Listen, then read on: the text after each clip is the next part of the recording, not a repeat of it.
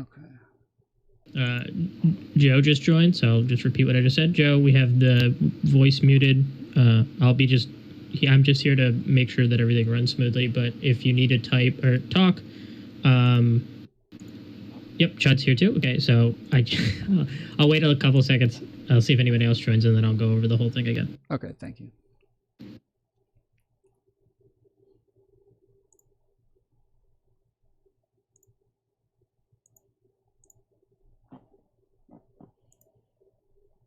We're just waiting a couple more minutes to make sure everybody who wants to join gets in, and then we'll get started.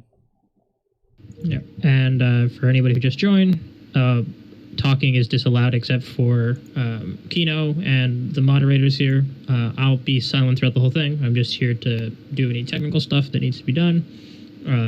But if you need to talk, either talk in the streamer chat that you guys can see. There we posted the notification for this town hall, and I will unmute you, or you guys can put on your cameras. Cameras should be allowed, and you can raise your hand, or you can signal some way that you want to talk, and I'll unmute you. So that's what I'm here for. Thanks for all the help, Sam. No problem. Can someone give only facts a roll? Yeah.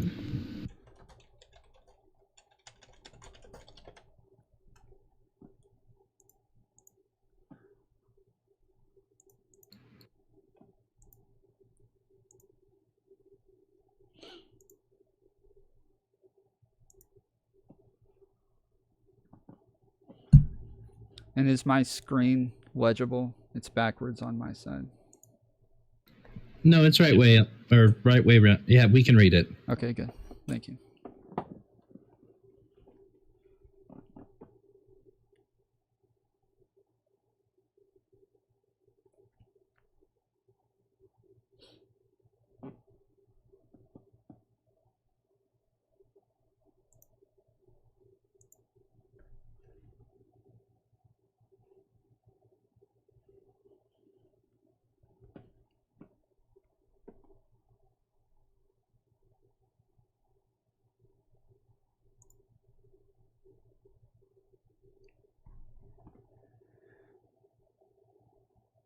If anything in the room or the streamer's chat config is wrong, I'll be able to help out, as well as I think Sam might be able to help as well. Yeah. Thanks, friends.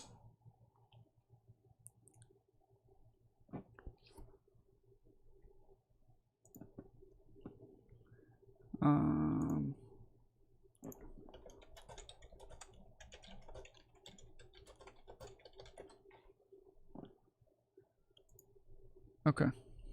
You good, Kino? Okay, now I'll just go over this one more time because we have one more person.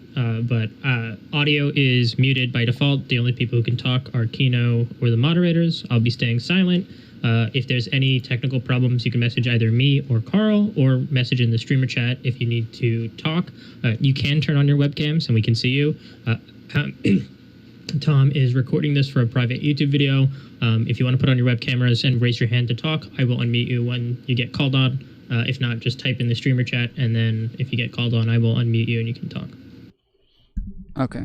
Thanks, Sam. Yeah, this is being recorded just so that if other people after today want to go over this, mainly wanted people here who wanted to be part of the conversation or wanted to be able to have a say or ask questions or try to get us to make changes. But today is mostly for us to present an idea.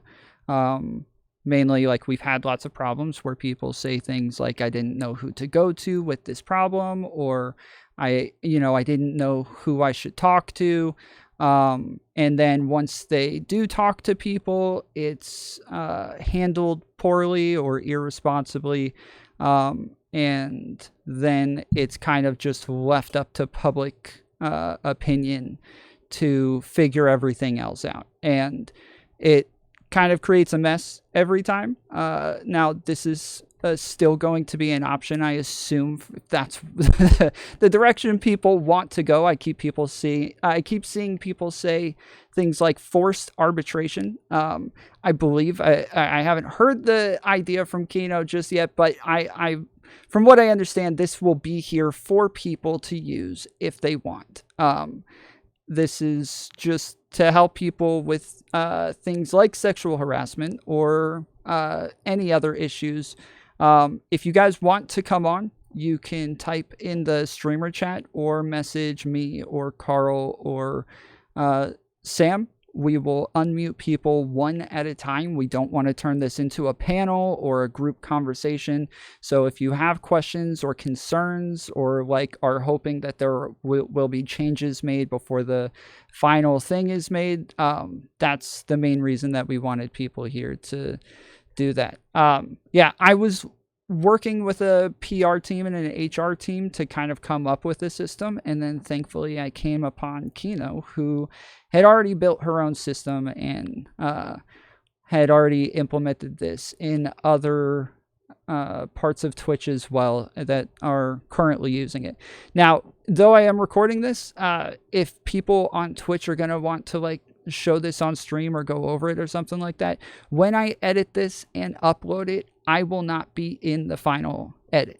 And so anybody who also wants to talk and say things but does not want to be in the final published video, you can say so at the beginning when you first come on, and we will set a marker there and make sure that you're edited out before it is published. So don't worry about that.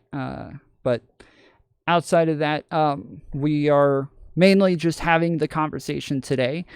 We don't even know for sure that we're doing this at all or that this is the system that we're going with. So this is mainly just to put an idea out there and have the conversation and see what everybody else feels about it. And then in the next couple days or the next week or so, we'll kind of figure out if we want to use this system or any system at all. So with that, I will go ahead and hand it over to Kino. Hello there, everybody, and thanks for coming. If you have seen my stream before, you might notice that I'm a little bit more nervous this time, and I apologize. I am emotionally invested in this one, and you know, I love this community, and I just wanted to be part of the solution that we started talking about last February. So basically what I have done is come up with a community moderation system that you can read about. I've dropped it in the streamer's text chat. There's a PDF as well as the pages. Sorry, I'm nervous. PDF and a pages for anybody with a Windows PC or a Mac to be able to read it. A little bit about me before I go and do that. Some of you are like, who the fuck is this lady trying to tell me what to do? I'm not trying to tell you what to do. This is a adoptive workflow that I have offered to a couple of communities now, and they have taken to it, and I'm actually pretty fucking proud of this one, and I hope that you guys like it too. But my background, where do I start with that? I'm an Italian. I'm trapped in the United States. I have a master's degree in particle physics and a background in research, as well as a whole bunch of stuff around marketing, PR, and what I currently do right now is help streamers, artists, etc. build their platform, manage their social situations, and just make sure that they promote a successful business. So that's my background. God, I'm nervous. All right. So what I've got for you is a community moderation system. The community moderation system is a system of adoptive workflows which attempt to provide an inclusive and varied space for individuals within the community. The purpose is to affect publicized information as well as cancellations in such a way that they become obsolete unless specific requirements are met. It is written with de-escalation as a priority, as well as concepts within conflict is not abuse, as well as nonviolent communication. I'll explain more on nonviolent communication a little bit later. The structure is simple and created to require minimal effort of time for all parties. And when I say parties, I mean people who have the reporting system, or rather have made the report, the moderators within the system. And it's just a way to make sure that this isn't like an enormous investment in time for anybody, especially because it's voluntary and I don't want... Yeah. Anyway, the initial implementation ought to contextualize the current state of the community and may require an extra investment in the first couple of weeks. So if you guys do decide to go with this, the moderators as well as the community at large need to remember that this is a new thing and there might be a little bit of an explosion of reports and therein more time required to manage the system. But thereafter, it shouldn't require a lot of time and effort on anybody's part unless... We'll talk about the different situations. The system is intended with the community as a whole in mind. It includes those with administrative roles, influencer appeal, content creators, adjacent community, as well as the audience. We are all here as streamers discussing this right now, but that does not mean that the audience cannot be part of this. I think actually that they absolutely should be included within this workflow and a platform made available to the audience just in case there are any issues that need to be reported as far as any influencers are concerned. The structure. It is nominated and democratically elected parties that voluntarily handle incoming concerns from the community. The number of individuals required varies based on community size, but for the ones that I expect to pitch, a la the streaming community, I recommend 4 to 6 individuals specifically. The individual requirements are outlined in the next part. Sorry, Tom, I was seeing you vibrate there. Further, the purpose is to not require a team to be called in with every single instance. I am assuming that the moderators are intelligent individuals who have fulfilled the necessary requirements as well as understanding of what their role is. So I don't want this to be like the Avengers assemble every single time somebody sneezes in the wrong direction. Singular instances, for example, should be handled privately unless escalation is necessary. Communities will implement a reporting system. This is where everybody's going to lose the plot, just so you know. This is a privately held database in which concerns are logged from individuals organized by the alleged person, so the person that has been reported, who I'm going to call PB from now on, the person with potentially problematic behaviors, PB, if you see that in the document. This ensures monitoring as well as accountability. Depending on your community, you may want to adjust a forgiveness period for certain types of instances. I don't necessarily recommend there be a forgiveness period for the more heinous sins that we can negotiate at a later time. Sanctions remain necessary to define within the community, which depends on the structure, again, of the community. An open community, like the streaming community here, may want to adopt a system of accountability. Closed ones will find the system much easier to implement. However, an open community often has a source. If you find this workflow agreeable, I would consider adding it to a public primary source, which seems to be political Twitch's Discord. Thereafter, this reporting system, yes.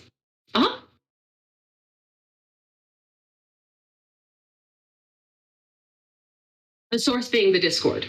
So what I'm talking about is a source or a hub for the community, being this Discord, or you guys can negotiate a platform later if you'd like. Does that make sense? Okay. Yeah, sure. Thereafter, this reporting system is used to moderate responses. Each have their own methods of conversion and anonymity. That's always hard for me to say. Explain further. Currently, the situations are organized based on escalation requirements. They include multiple reports, escalation, de-escalation, and public discourse, all of which will be outlined at a later point. Lastly, it should be made clear to all parties that this system is not one meant to control anyone's behaviors, nor hold power above anybody's heads. In order for this to work, a community must agree to adopt the system. It remains voluntary as of this publication. This is meant to moderate, uphold any particular standards, lest the community decides to generate additives around this document in order to uphold this workflow. Here, you will find conflict resolution mechanisms written for local effect. Put very simply, this is a system to mitigate harm to your platforms. Does anybody have any questions about the introduction? I'm going to talk about the moderation team, deployment, and all kinds of things later. Any questions so far? Yes, you say that the log of the a reporting system privately held database in which concerns are logged from individuals organized by the alleged person with problematic behavior. So in the use case here, let's suppose that Prime Kai is alleged to have problematic behaviors, so he is being given these logged incidents. Is that correct? No. The database is going to be a privately held database that is strictly only accessible by the moderators. Okay. Does that answer your question? So indexed by the alleged person. Indexed, yes. Yes. Great. Sorry, I'm ESL. I hope that makes sense. Any other questions?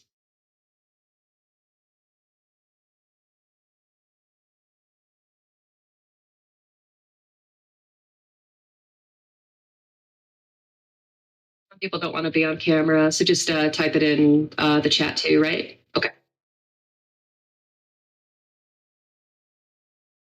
I missed everything, so I'm very upset. You should be. This is good content. Just kidding. This isn't content. All right. So let's talk about the moderation team. The moderation team is democratically elected, nominated by the body of the interested parties, i.e. the streaming community, usually the influencers and their assistants within the community. First, let me discuss my concerns about electing the right individuals. As this is a community moderation system, I recommend individuals who are able to contextualize as well as act within the confines of their role. They will be exposed to mental health related situations, abuse, and potential assault, and they need to be ready to either hold space for those conversations or be able to delegate responsibly. This is why I recommend a team. The moderators may have varying degrees of ability to handle specific situations, and each moderator should be able to identify where their strengths, weaknesses, abilities, as well as their comforts are, and act accordingly. It should be noted that probably none of the moderators are clinical psychologists and unable to provide mental health advice. Additionally, the moderators ought to either not engage in community-based content, especially drama-based content. I will identify drama content as streams, tweets, images, and other methods of delivery which communicate, comment on, and sensationalize community issues. This can be further defined in the negotiation stages if you would like. These issues also include, but are not limited to, interpersonal relationships, platform-based tension, speculative sports, and especially anything that is related to violence, mental health, and unethical newsjacking. With this and other thoughts in mind, here's a rough draft of the qualities that I believe a moderator should possess. The first one is that the individual has a proven history of holding space for a wide range of people within the community. It is okay if this individual has had disagreements or moments where tension was had with specific people and their small community. However, this has to be identified and contextualized. We must also ensure that the moderation team itself has a varied number of people, is varied as a result. Everyone in every community has to be accounted for and able to approach at least 2 moderators.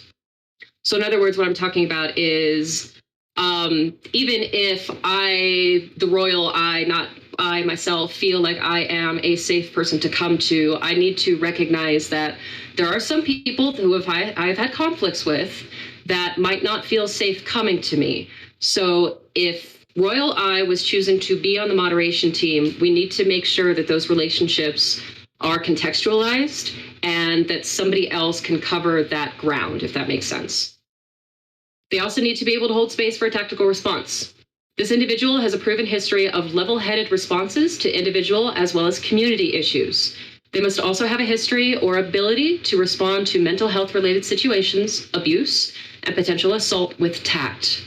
As mentioned above, they ought to know when to delegate and respond in kind. Number 3, they're able to listen and hold space. This individual needs to understand how to handle alleged victims as well as hold space for their needs and execute within reason. 4, moderation. This individual has the ability to moderate complex interpersonal relationships within voice as well as text conversations. They're also able to provide contextualized responses. They must acknowledge that they are not a psychological therapist and cannot provide clinical mental health advice. They may, however, hold space for mediation, support, and validation, but absolutely and under no circumstances must endure psychological evaluation and advice.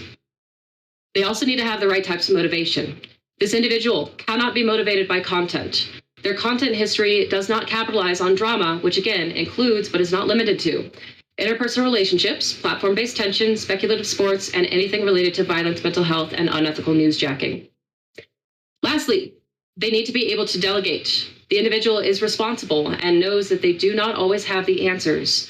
They must be able to default to their moderation team if they are unable to know how to handle a situation. They are also able to delegate and discuss matters within the escalation confines that's listed in the next part. Does anybody have any questions or anything to add specifically about who they think would be best for this type of role?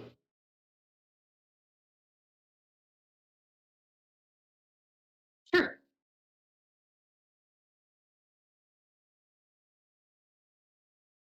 This document mentions 4 to 6. I recommend for a community that's this big, 6. Since you posted some questions in there, you can ask. Yeah. My question is, or so they're sort of like a pair of questions. Who qualifies as part of the community, and do debates with other members of the community qualify as community-based content, or does it have to be covering existing drama? Let me move this so I can specifically see that. Who qualifies as part of the community? That depends. So we can talk about that and negotiate. What my thoughts are is to leave the democratically elected people to the community being streamers itself, not necessarily the audience. However, I recognize that because this does account for audience, we might also want to account for them as part of the community as well. That is completely up to you. Do debates with other members of the community qualify as community-based content? No, I would say not. What I was specifically talking about there is harmful community-based content. All right. Anybody else? I believe somebody asked what is newsjacking? Okay, yeah. Newsjacking's in my book. Newsjacking it can be a positive or a negative. So basically what newsjacking is generally related to social media, and it is when you simply make a post about something that is within the news, something that is either positive or negative, doesn't matter. Newsjacking is commenting on something that is happening in the world right now. However, unethical newsjacking is things like, comment se dice, not prioritizing, making money off of, what the fuck is that P word? Profiting. It's profiting off of violence, sexual harassment, like all kinds of gross things that you probably shouldn't be profiting off of. Or it is using it to promote your platform, different forms of profiting, basically. That is far from the full definition of unethical newsjacking, but does that answer the question at least? And you said yes. No drama farming. Yeah. Just making sure there's nothing else in there.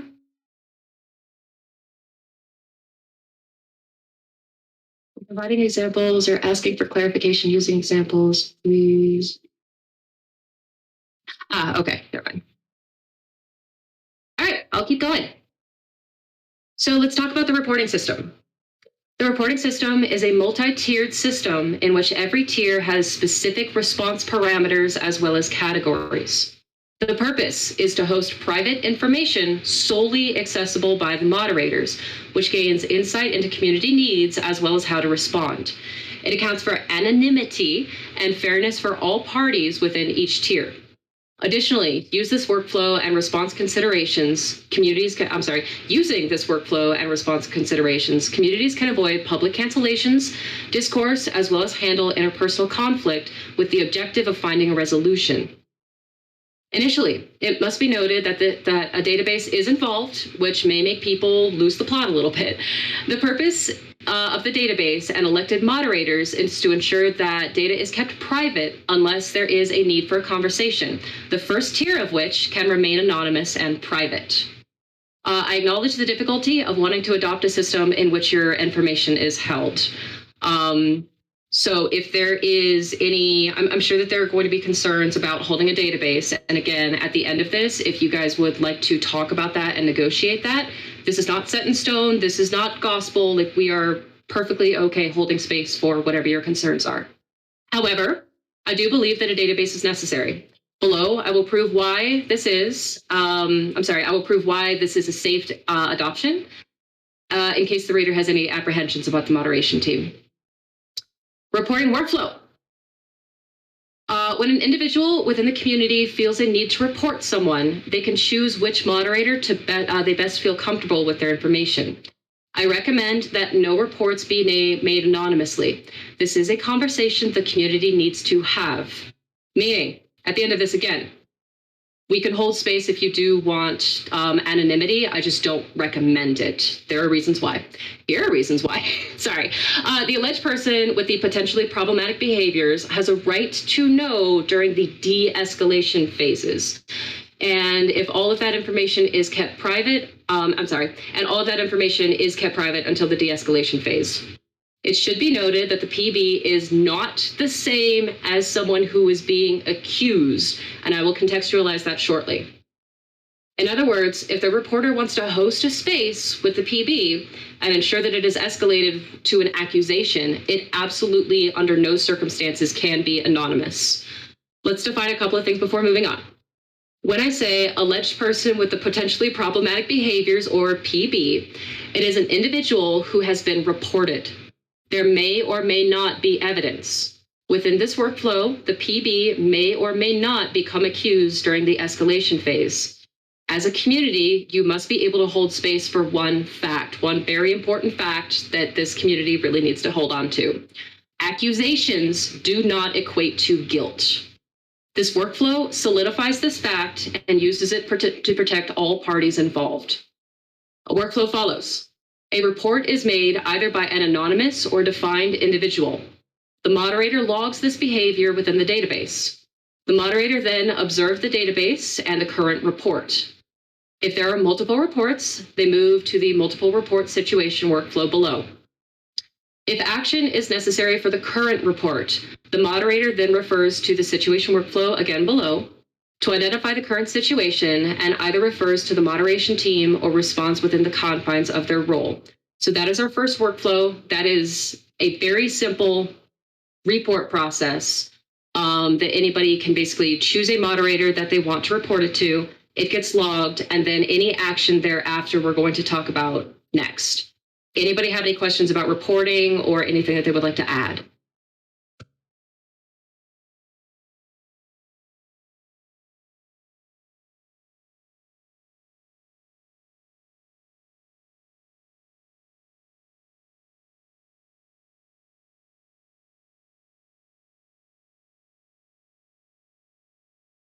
Who all has access to the database? Only moderators. Yeah. So his question was, because he's going to be editing himself out, are all events are all reports put into the database, or is it only after an escalation event? So do all reports go into the database? That depends on what you guys want to define as something that is worthy of going into the database. Generally, I recommend that we don't log things like interpersonal conflicts, and that we keep this to varying types of things that might need an escalation, like sexual harassment. Somebody was kind of fucking weird to me in a sex past, like, etc. But I don't think that, this person said a mean thing about me once on their stream is necessarily something that needs to be logged. But some people might think that that is warranted, and I want to hold space for those concerns. So I don't have an answer for you. I think that that is something that everybody needs to talk about first. Okay, I think we have some more questions. So I'm going to unmute Amanda because she has a question. Okay. Yeah, no, I was just wondering if logging things as a tier would be something, as opposed to keeping actual documented instances until there's more than one type of report, or if it's a tier 2 or tier 3 as defined, whatever we decide for problematic behavior.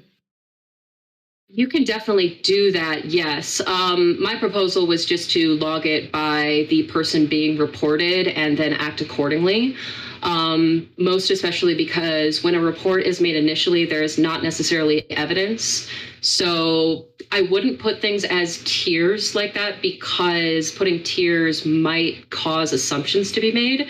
So what I would do is log the behavior, but not categorize it in that way. Yeah, I Does just that make want to. sense? Yeah, I just want to add Kino to what Amanda's saying. Hey! Hi, Kino. Thank you so much Hi! for doing this. Oh my God, anytime. I love you. There's a few things that concern me about the list in particular, nothing that can't be sorted out.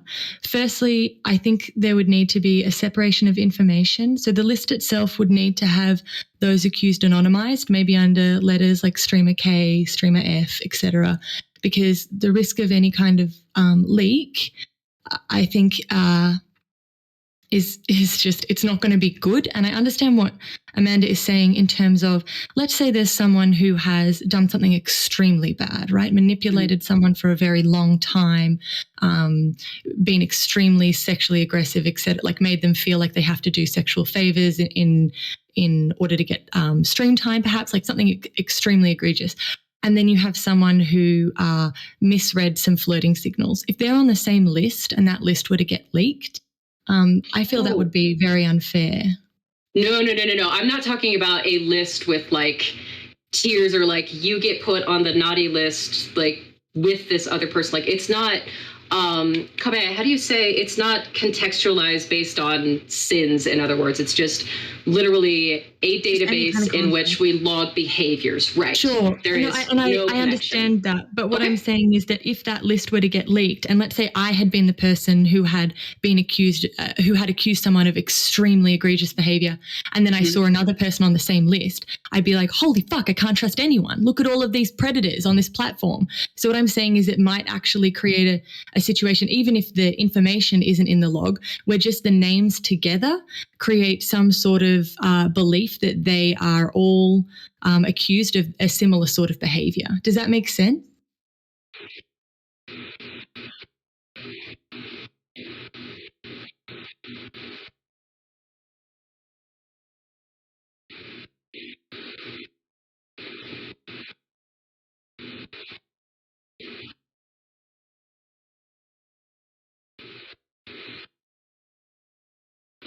Let me stop everybody right there. I feel like we're intelligent thinking individuals and we understand context. And if somebody is on the same list as another person wherein the behaviors are logged, we understand that if person raped somebody and person called me a mean name, those are two very fucking different things. Kino, right? no, I know. And like, I am not criticizing for the sake of saying anything bad. I think it's a good idea. I'm trying to strengthen it. And I'm building on the, like, this is very, so during Me Too, when that first happened, there was a huge list of media personalities who were doing things behind the scenes, and people created a list of media personalities. And this is exactly what happened in that case. So I'm basing it off the lived experience of what happened during Me Too with a similar list. And I'm like, what was the purpose of that list to? Yeah, it's just the way the public perceive it. And I'm just like, I think you've done so much work here. And so I'm not even cutting in for you to have an answer. Like I plan on like talking to you a lot after and going through, because I need time to like really digest as well. But I'm just saying, to me, I'm nervous. I always, with these sort of HR policies, with Title IX, with any sort of internal processes, the concern is due process. And I understand you and I are intelligent enough. You have seen how much this community loves drama. And so I do not necessarily have the same faith when it comes to the power that that moral panics and sex panics have in our current culture. I do not have the faith that people will be able to critically disentangle a list like this if it were to be leaked. And then, sorry, Akina, if you could respond, then I also have a question. So go ahead. Wait, Cypher and Synth had something to add on to this. So. Yeah.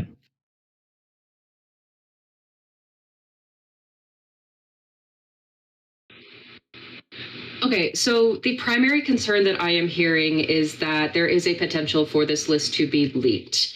And that makes a couple of assumptions, and that is that either the moderators have done something awful to the community, and this would be, a behavior that I think would need to be punished, frankly. But yeah, we make an assumption that a moderator did so purposefully, or somebody hacked into somebody's Google account or something like that. And like, honest, yeah. Okay. I want to think that people are good and that people do not do hellacious things like leak evidence or something like that unless they think that they're doing the right thing. But that's me, and that is the way that I look at the world. I don't think that these moderators are going to purposefully leak anything, but I do understand the concern. And if you have a solution for that, I'm happy to hear it, but I don't, because what we're doing is electing people that we are supposed to trust with this information and keep it behind closed doors. I mean, and I think it'll take a while. I have the same belief. I truly believe that people are good at their core, but I think a responsible thing to do when setting up is imagine the worst case scenario and prepare for that and ensure that every sort of safeguard is in place. And you never know. Like people do bad things when they think it's right, and even, realize after, but in the heat of the moment, do bad things. So it's more just about I think this has to be a bit of a long-term planning discussion, and it's more like these are things we need to consider as we do that. Why don't hold on real quick. Sure. Hold on real quick. If the problem is that everybody goes on the same list, then we can just create different documents for different people. Like, that's easy enough. And just anonymize names and keep records in different places. Like you would in Australia, we separate a gun. Yeah. Okay. Yeah.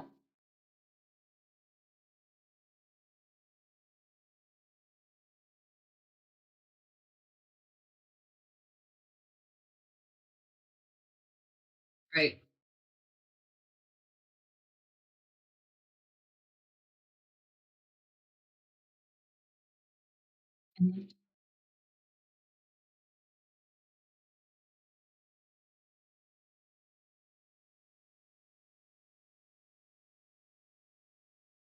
Right.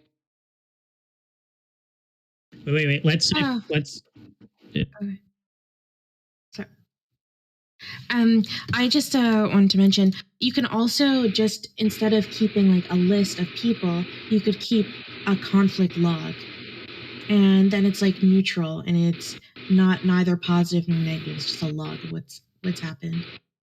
But does it account for identities though? Because if we have multiple reports, we kind of need to act on that, you right? can mention identities, but just the I feel like we're talking it's just the nature of it is just it's neutral, it's non-judgmental.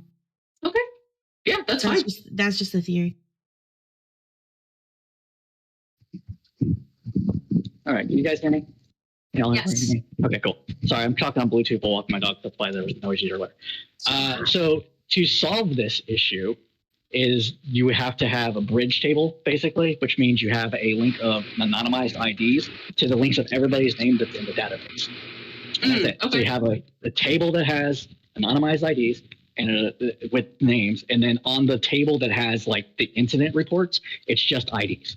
And the only people that have you have a tier 2 system for security. So one group of people does not have access. Only one group of people has access to both, and that is very limited. So you have 1 or 2 people that have access to both, while multiple people have access to the report system and the ID system. So that you can keep track of how many people are committing offenses, but you don't have to necessarily have a document in a bunch of people's hands that have the actual names attached. And that's Got it. That's perfect. Does that account for the concerns right now? Yeah, so if... Joe Aris? With a little less technical language, what he's saying is that there's a technological process that allows us to provide some anonymity to this list. Sorry, I'm also... I just thought it's hard for someone else too. And so there's an actual piece of technology that we can use in our database. that we could use in this database to make this list anonymous and also keep track of it, and make it so that it's harder for that list to be leaked with actual personally identifiable information. That sounds great. The list is going to get leaked. You have to assume it.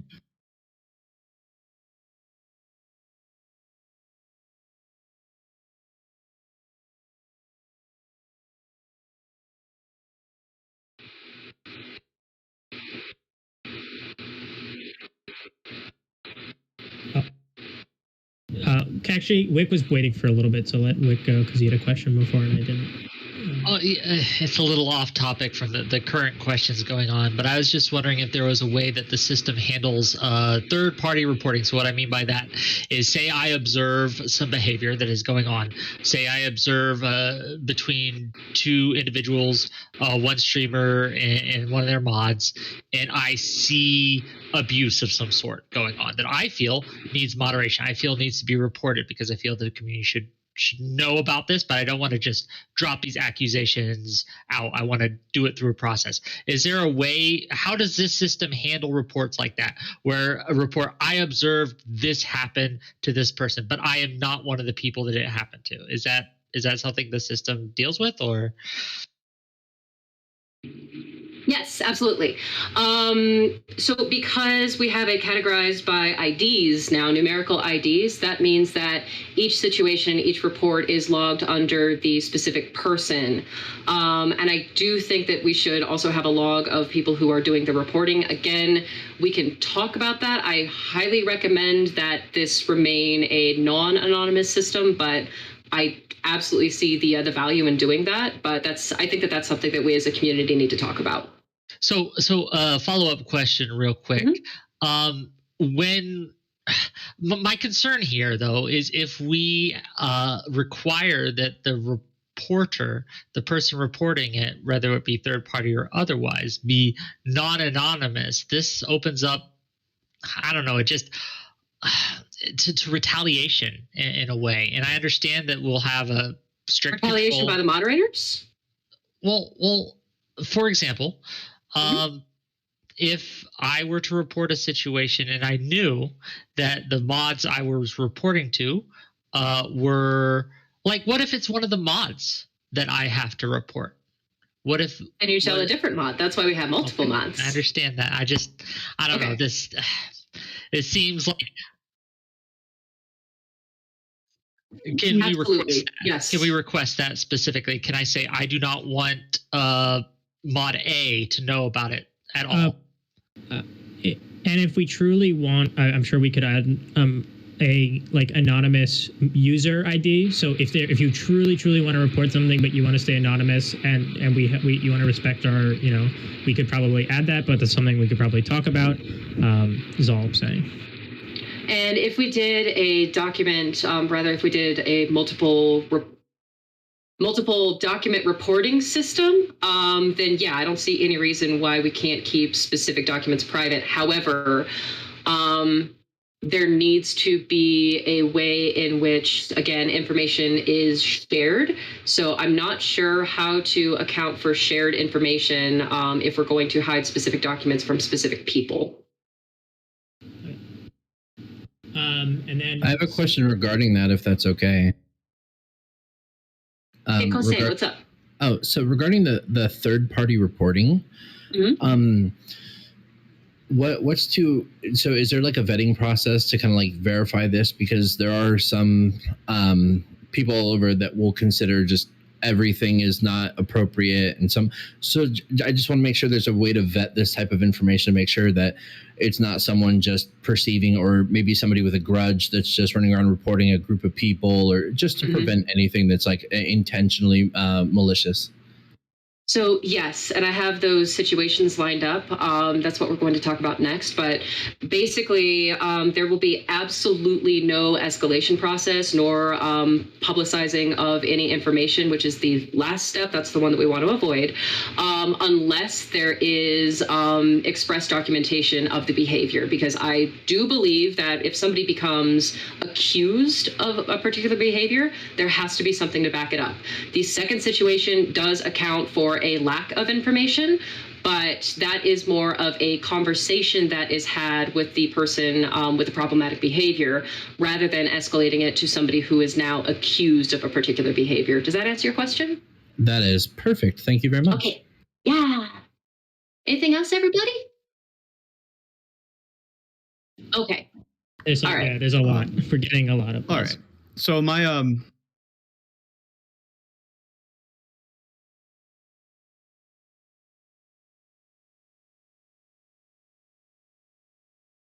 Yeah. Yeah, so I agree with the I'm not sure the name of the person is, but the person with the 3 hyphens. I'll take the opportunity. So the system we have for anonymizing individuals, Wait. like we have. Hold on. There was Synth was talking.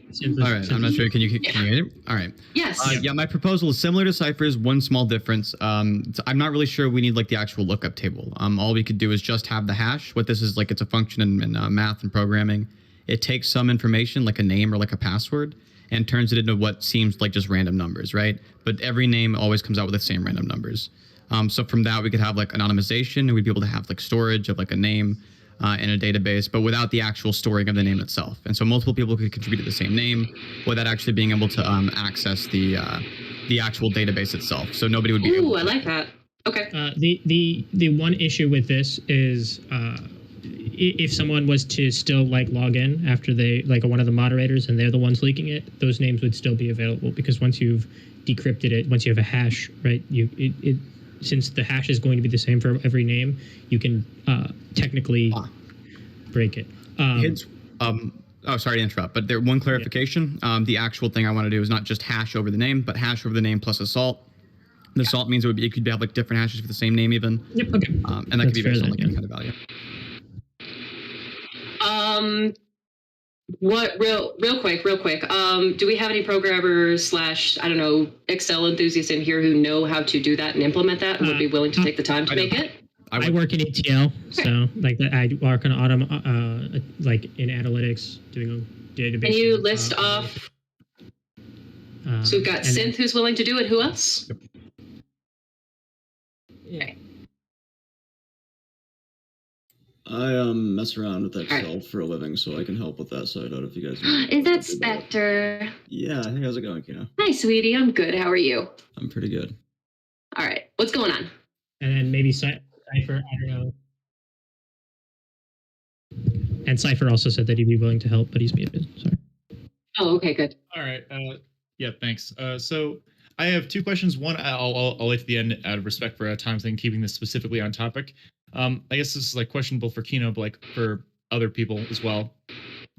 How do we feel about, in the case of, let's say, smaller transgressions, right? Like say like this person is getting a lot of like small complaints about being like an asshole or being mean, right? Is there ever going to be, say, like a potential process that maybe the mods can like either pull them aside or like talk to them and say, hey, you're getting a lot of small complaints. Like a lot of people are saying that you're like being like kind of problematic, like nothing like crazy, like, hey, you should probably like stop what you're doing. Because I think in light of like the most recent drama, I think a lot of it could have been avoided if someone had, say, like maybe spoken to somebody about like someone's behavior making like other people feel like potentially uncomfortable, right? So yes, just to save time, yes, the situations are the things that I'm going to talk about next, and the initial one is just a very simple conversation with the person with problematic behavior, no accusation made. Also, there doesn't need to necessarily be evidence of the behavior, but again, that depends upon what types of behavior we're talking about. What would be like on the pull aside behavior versus like the we're not going to tell them till the accusation behavior? What would those like look like? So that depends. That fully depends on what the moderators deem as something that that warrants a conversation.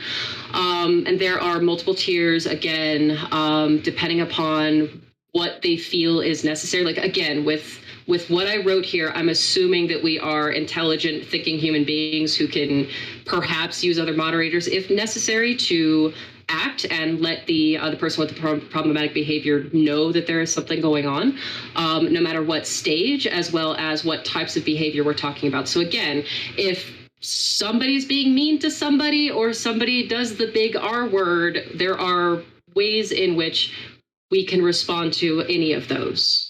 Okay, because I guess my question is, I feel like there's a potential danger that like either small creators or people who are making constant complaints will feel like their voices aren't heard if there's like no change or no action against like a any creator, but like specifically larger ones, right? So I feel like there should probably be some sort of standard public baseline on in regards to like what deserves like a quote unquote talking to, because I feel like if we don't have that and it's at like the reasonable moderator's discretion, we might reach an issue where, say, like maybe one person has a lot of complaints and they feel like they're not being heard at all, and then this whole thing blows up.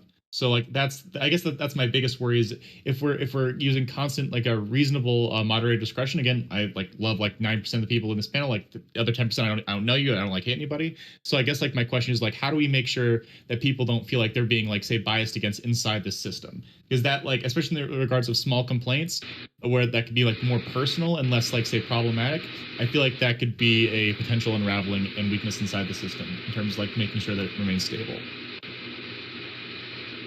I agree. That's a concern. That was something that I was going to primarily leave up to negotiation afterwards, but if you guys would like to visit that right now, that's perfectly fine. Okay.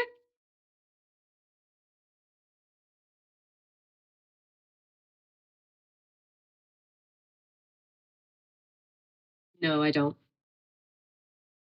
Oh no, they're there. Where are they? Oh, they're up top. No signal.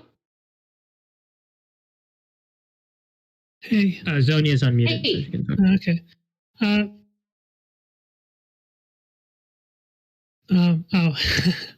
Yeah, so pardon me, a little congested. So I wanted to build a little bit on what Joe was saying about how not only is there people who would be looking to take advantage of a thing like this, but this kind of a system in general, there's going to be, it's going to be a target. There are people who are interested in this stuff as part of their content. And they're going to be looking to target the moderators of it. They're going to be looking to target the people involved in it. And a lot of people who would do that kind of stuff may be willing to even work in certain work in a way that can compromise individuals' personal access, right? So it's not that hard to get someone to click on a meme link that you have hosted on a special site, get some information about them, compromise their system, keylog them, and get in and compromise these things if they care enough. And I have worked in a community that had somebody who actually does that kind of stuff. So for the whole purpose of generating information on people for content. And so I know that exists, and it's not that hard to do if you're dedicated enough. So I would even suggest not even giving any one individual's access to both tables in the database. I would honestly make it so that you have to compromise two people in order to get the information necessary for this. So just because this is going to be a target. As it is, I can envision a lot of people speculating on it and generating their own drama content based on the fact that this thing exists. No matter how transparent you guys are, people are going to target it for drama content. So keep that in mind as well. It's going to be targeted. There's no way to avoid that. So that's a big concern of mine. And then the other thing that I'd like to, I don't know if I came in a little late. I don't know exactly what you've covered so far or if you're going to cover this, but I also want to at some point be able to talk a little bit about what constitutes a reportable type of offense. That was mentioned before, and a reportable offense is something that you guys need to negotiate. Again, it could be anything from this person was mean to me on a panel if you really want to, but what I would recommend keeping it to is strictly interpersonal conflicts rather than, somebody was mean to me. And I'm talking about like things that might escalate into a much larger problem rather than somebody was mean to me and now I'm not going to talk to them anymore. Just again, it's like it's very open and it's open to negotiation, so I don't have like a strict parameter for you on that one. But also regarding leaking in a system, again, we're making a couple of assumptions there, and that is it's scary, and I understand it's fucking scary. If there is another method, I am perfectly open to discussing that. But when we're talking about things like that, it's either we implement this thing or we just leave things the way that they are. So unless we have something that's better, which again, I'm completely open for discussing, I think it's the best. It's the best that I have right now. So if you guys have better, I would love to hear it. Well,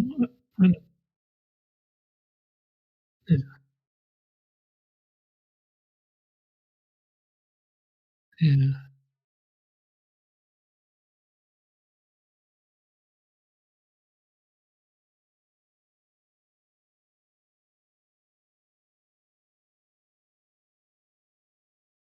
Yeah. Yeah, well, I'm thinking like I can easily envision CTV being one of the most reported upon people, right? We have certain creators and streamers that are very, they're very contentious and confrontational, and they generate very spicy content. And that's why I was kind of asking about that. Like I can envision certain individuals being upon the most reported individuals, because that's just a part of their flair in a way, right? Something to keep in mind as well. But I'm good.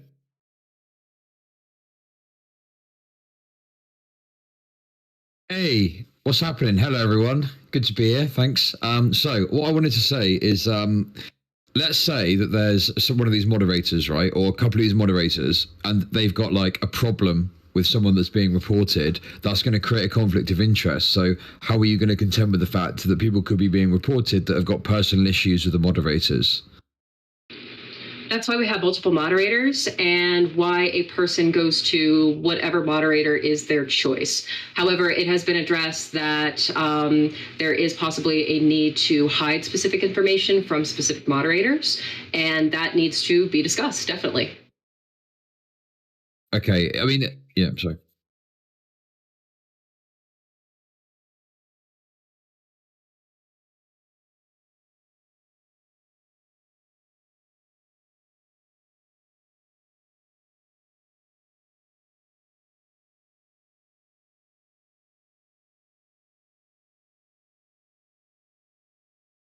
Sure. I mean, the thing is that I guess the main issue I've got with all of it is I think there's a lot of good faith being put in people, but most of the people in this space, I don't fucking trust them as far as I can throw them. So I kind of look at it and I think, well, there's a lot of fuckery that goes on at the best of times.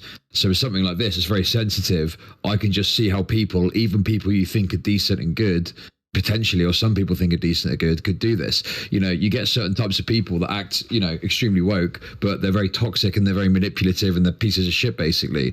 So, those are the kinds of people that I would envision coming to positions of power within this.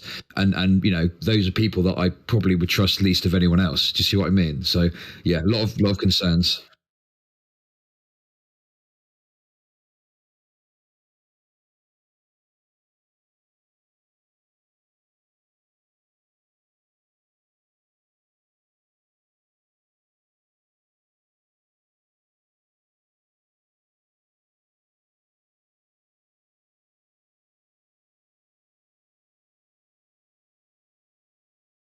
Okay, yeah.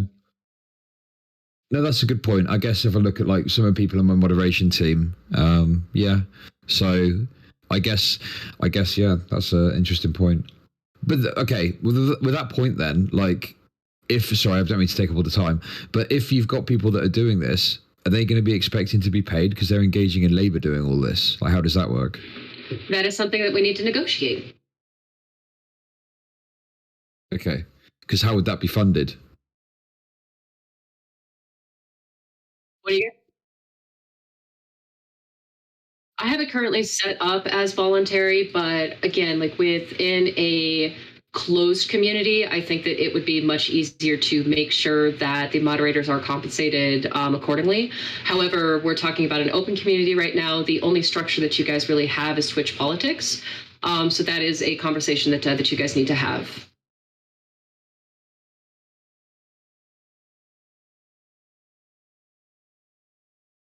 Right.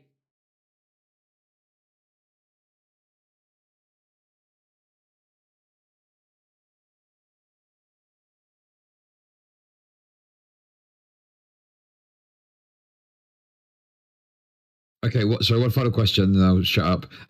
What if someone doesn't want to be involved in this and wants to be set aside from it and isn't interested in engaging with it at all? Is that possible? Is completely adoptive. What the fuck is the word I'm looking for? You can adopt into it. Adoption's voluntary. There it is. Okay, it's cool. Opt-in, right? It's an opt-in system, not an opt-out system. Unless there is a community that I did talk to about this, and they decided they had a closed system. Though you guys have a very open community. Theirs is closed though, so they decided to implement a sort of like union, basically, where they established a whole bunch of different definitions, like what sexual harassment is and what type of harassment or behavior warrants a report and things like that. So this is foundational. This is like, if you guys want to implement your own different types of structures that complement this, that's perfectly fine. Thank you. Wait, sorry. I feel like we need to do something to encourage people to use the system. Like, because the first thing that came into my head was there should be consequences for going public before using the system. And then I was like, I agree. What kind of consequences can we give someone besides like telling them in their Twitch chat, you should have done this. You should have gone through like this process before or something. But the only thing I could think of the way we could do it is to just like kind of create a culture and tell our viewers something like that, it's very important that someone goes through the process before they go public. Tom, I understand that, but I feel like there's like definitely an incentive issue, especially for larger streamers, right? Like in regards to like the recent thing, it was a much larger streamer attacking like a big but like considerably smaller streamer. I feel like there's virtually no incentive for like the big like dogs like in quote unquote Twitch politics to abide by this system if they can just go around and then nuke someone from orbit and without like the potential like godsend of someone like say like Destiny's like stopping. That's why there needs to be community pressure. Like I agree with community pressure, but what I'm saying is like aside from that, like I feel like we don't have anything on this people, and that like it makes me nervous that like if someone gets like powerful enough, they're just not going to like abide by the system, and then like aside from like us saying like, oh, this is bad, like I don't think that's going to be enough of a disincentive. I can't see an incentive structure like that eclipses more than that, which makes me very nervous.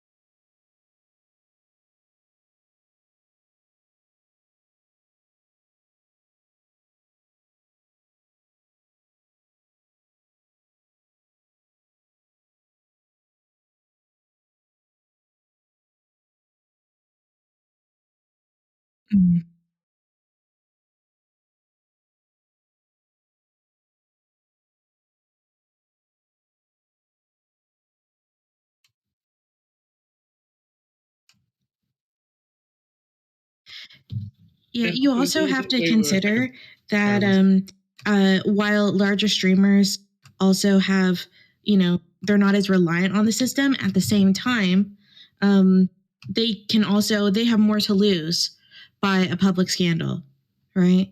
Like every large streamer is thinking about that on a constant basis. So I actually think so. While I don't think, say, someone like Destiny would enjoy this process, right? I think if he knew that it would lower the chances of someone going public with false accusations against him, he would actually take that. It would seem like a good deal to him. And I think even people like Vosh or I don't know, any other larger streamer would think the same way.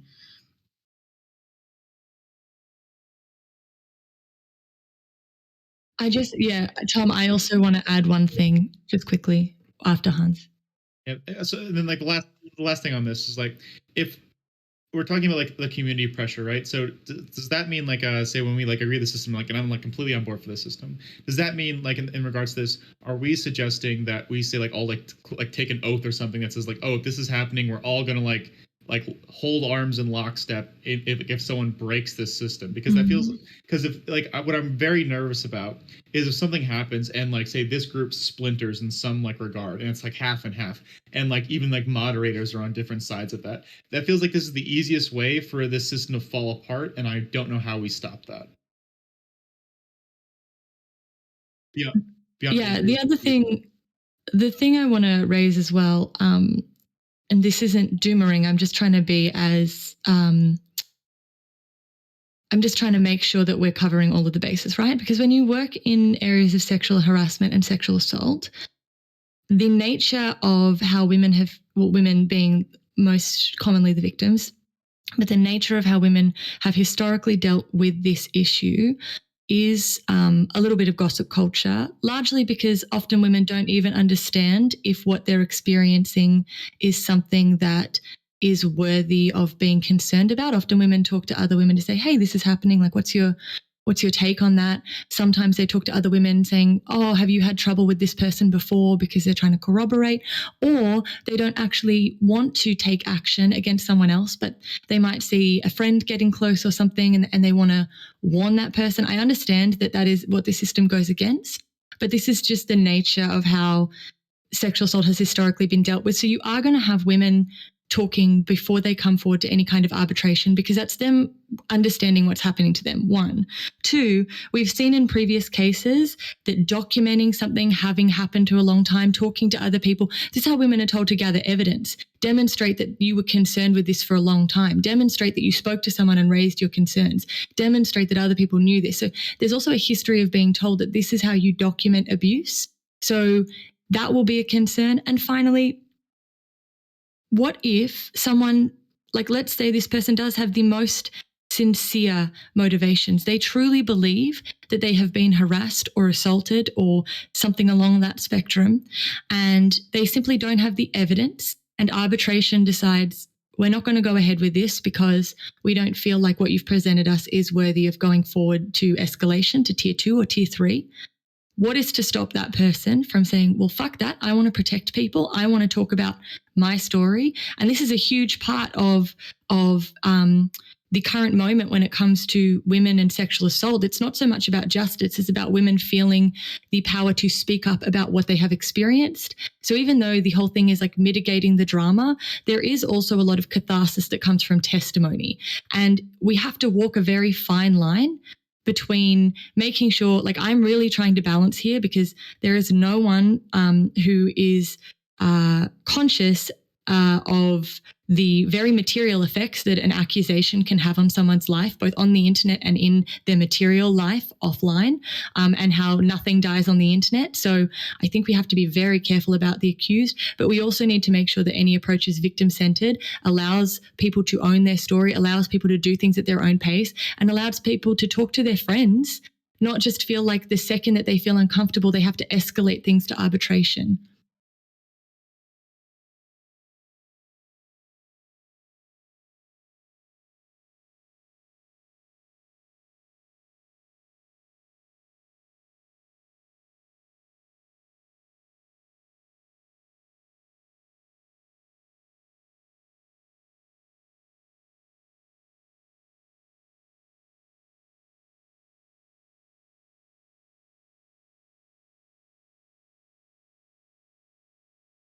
Yeah, okay.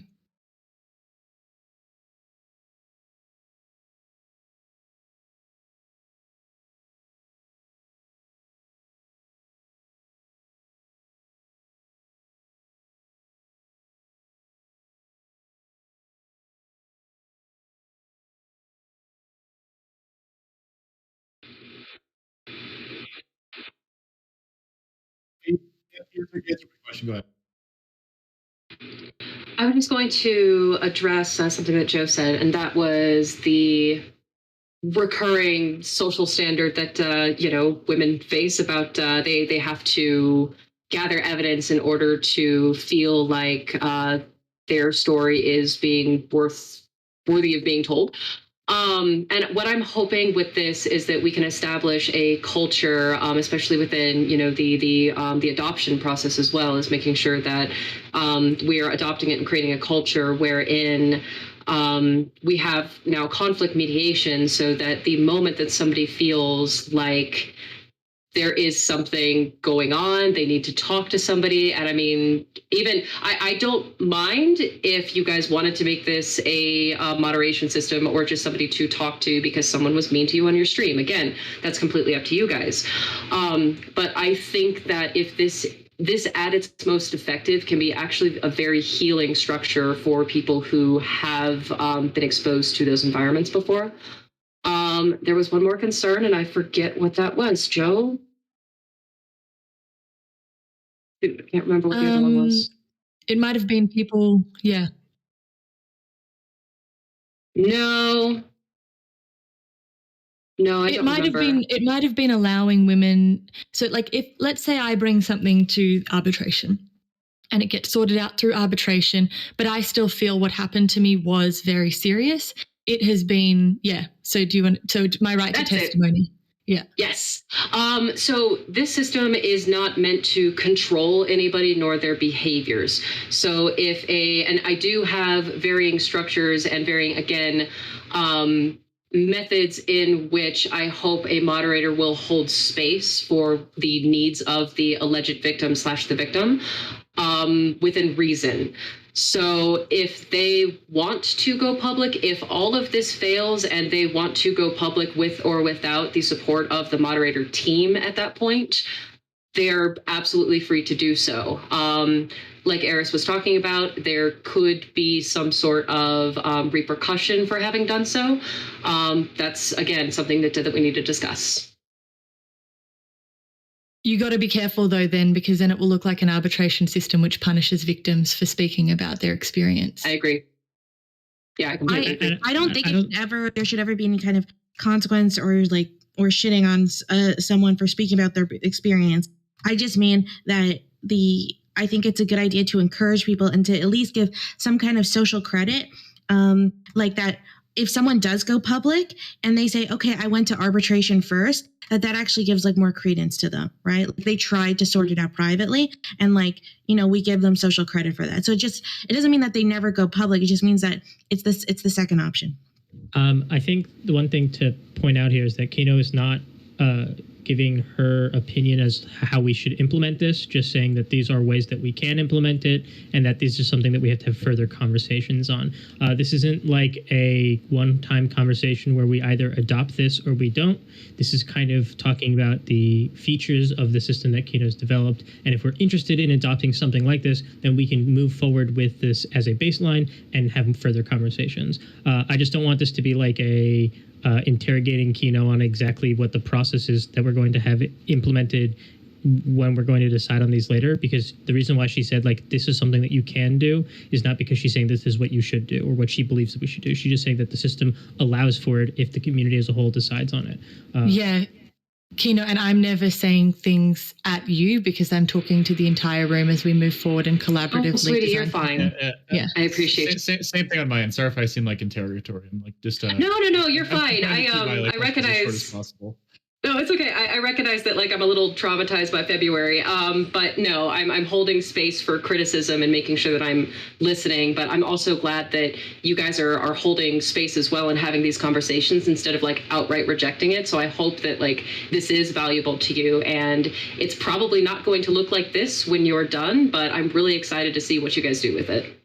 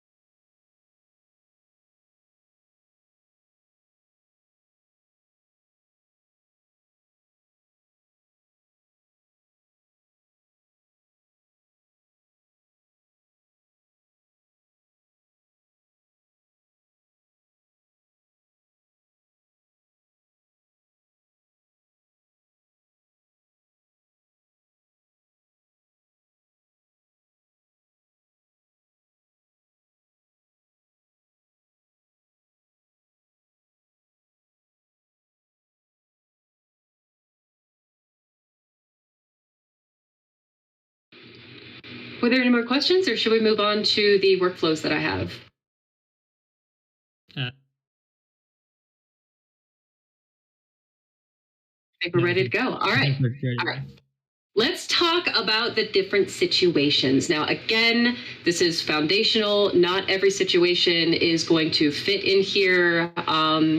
And we need to hold space to be able to discuss different parameters if, in fact, those need to be defined. These are all assumptions that I make that, again, the moderators are thinking, feeling, intelligent human beings who can work within a system in an ethical manner in order to decide what types of actions need to happen. So, situation workflows contextualize model responses, addresses the need of the reporter, and protects all parties involved. Currently, there are 4 situations. These are not necessarily step-by-step processes, but rather hold space for every potential stage of reporting. For example, situation 1 does not necessarily lead to situation 2. Part of the point of the moderators is to observe the current report and then act according to the parameters listed. So the first one is one that was asked about previously. It is defined by the number of reports made and their need to have a private conversation with the person with problematic behavior, and or if the initial report is solid enough to warrant a conversation, then you can also have that too. As this is not an accusation, the response is defined below to ensure that the behaviors are made clear. However, a need for exposing the reporter is not necessary. This is a simple conversation wherein the person with problematic behavior is notified that there are multiple reports. Either enough reports have been made or the current situation is serious enough, step 1. Either enough reports have been made or the current situation is serious enough that the person with problematic behavior will be notified. The reporter may, if they in fact choose, remain anonymous, and the moderator will take great care to respect the needs of the reporter within reason. Details, names, and specific instances do not need to be discussed in this situation. The moderator will act within the agreement of the reporter / alleged victim if multiple reports were made. And what did I say? The moderation. Wow, what the fuck did I type there? The moderator will act within the agreement of the reporter. Oh, that the alleged person, the agreement that the alleged person has with the moderation team. Sorry. I wrote this out in like 3 days. This should be a very simple conversation. This is not an accusation, but notifying the person with problematic behavior that their behaviors may in fact be problematic.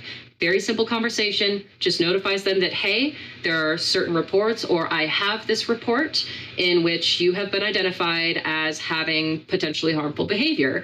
Let's talk about that. Does anybody have any questions about situation 1?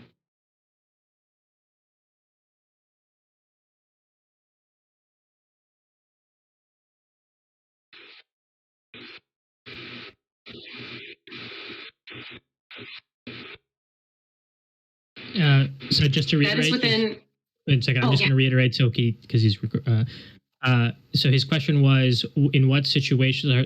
Tom, could you repeat just the beginning of it? Sorry, when I interrupted her.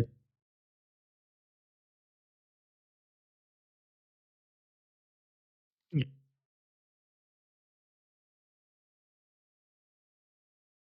So what evidence are we taking to the accused is the question. The evidence that you are allowed to take to the accused depends upon the parameters that were set by the reporter and or the victim, or I'm sorry, the alleged victim in this case. Okay, and then Joe had a question. Yeah, it's less of a question. I just, I'm more than happy to create some sort of guiding document that won't be holistic, but there are very specific, like epistemic parameters to assessing claims of sexual harassment and sexual assault, given the nature of the kind of crime given interaction. It's very difficult to produce evidence, etc., in the way that you would for a normal sort of transgression. And I think that anyone who's part of a moderation team, given that people are not psychologists and not law enforcement officers, there needs to be some sort of resource to assist with how you assess these kinds of claims. Okay, so I have a question regarding this portion of things. So if I am approached by this moderation team, a moderator on the moderation team, and I am told that there have been accusations of this nature, and here are the accusations, here's the evidence, my initial question, and we're is going to be, who's saying this about me? Who is telling me? Who is telling you these things about me? And as soon as you tell me who it is, the first thing I'm going to do, the first thing I'm incentivized to do, is to get ahead of it. And I will make that shit public as possible. I would go on my stream and I say, this person is spreading these lies about me. And so how do we keep control in your system of this during this portion of the event? Because all the incentives to me seem to the person being accused of taking immediate control of this, putting it out publicly, I really and disagree. controlling the narrative. I don't think anyone's any like large streamer or a small streamer, I don't know, like is gonna it. I think I would they're all immediately. I would immediately. I'm not. That's not a smart thing to do. If you have an opportunity to keep this private as a public figure, right, you would do that. But see, here's the thing. Can I break in? Sorry, wait.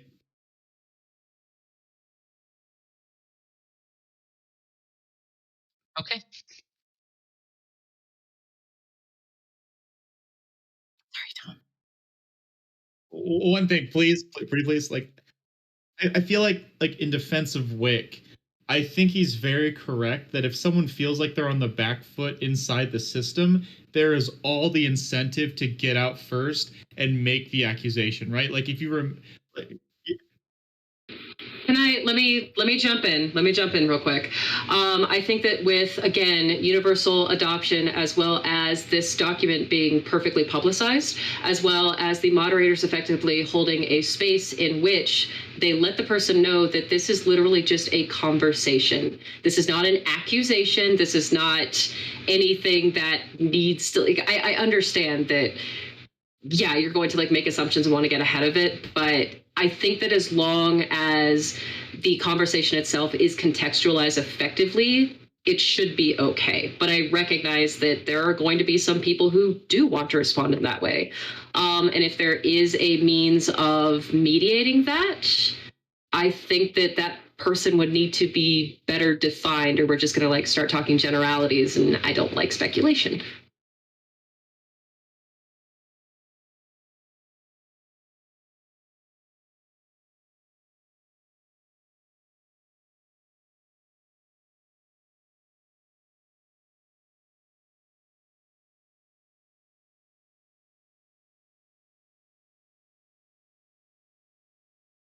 No, not accused just yet.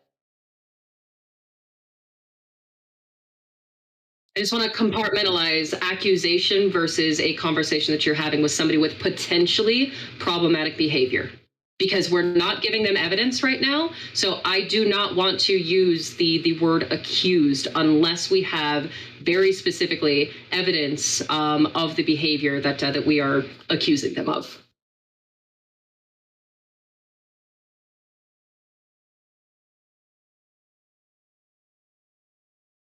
They have accusations, yes, but that does not necessarily mean that the person that we are talking. Go ahead. Sorry, wouldn't it just also be for conflict resolution, where there's not necessarily like a like one party that's like, you know, doing the complete wrongdoing? Because it's rarely the case that drama on Twitch politics is because of where one person is just completely innocent. Like it's often like a conflict. Exactly. Like judgmental vibe that seems to be going on, like seeing this as, you know, it automatically being like an accuser versus accused. I think we should just see it as like a neutral conflict resolution thing.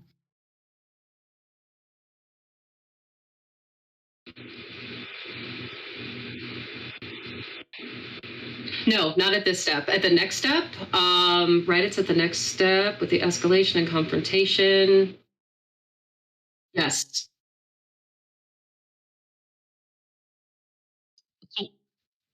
But that's the thing. Can I break in really? Yeah, I just have to wait. Let Chud hold on. go. Wait, I can let Cypher, because he's been asking Cypher go. Yes. Okay, so to answer questions, this I'm going to repeat this because I don't know if everybody saw it in the chat. This is version 0.01 of the document.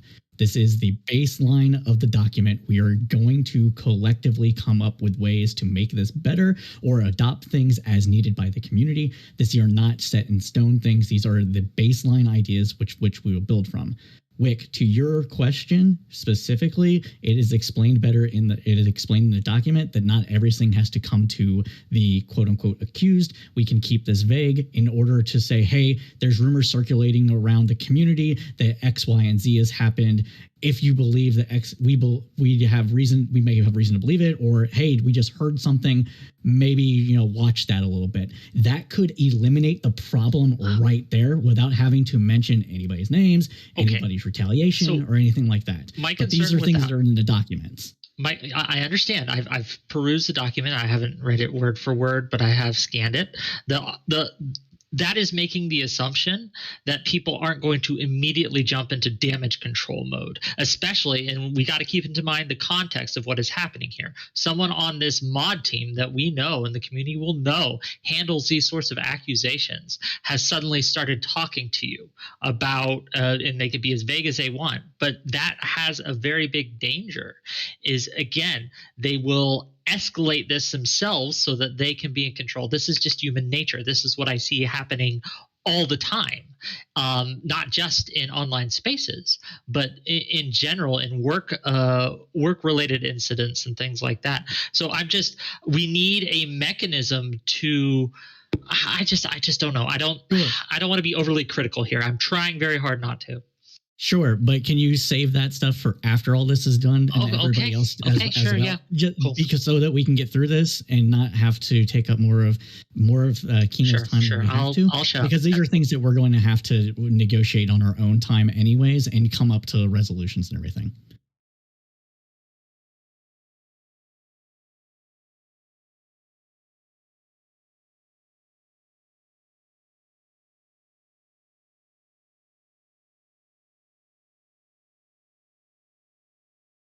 Yep. Joe just said that she wants to re-echo the point that this is conflict resolution, not like a like a police system, right? This is a different kind of system. It's not a.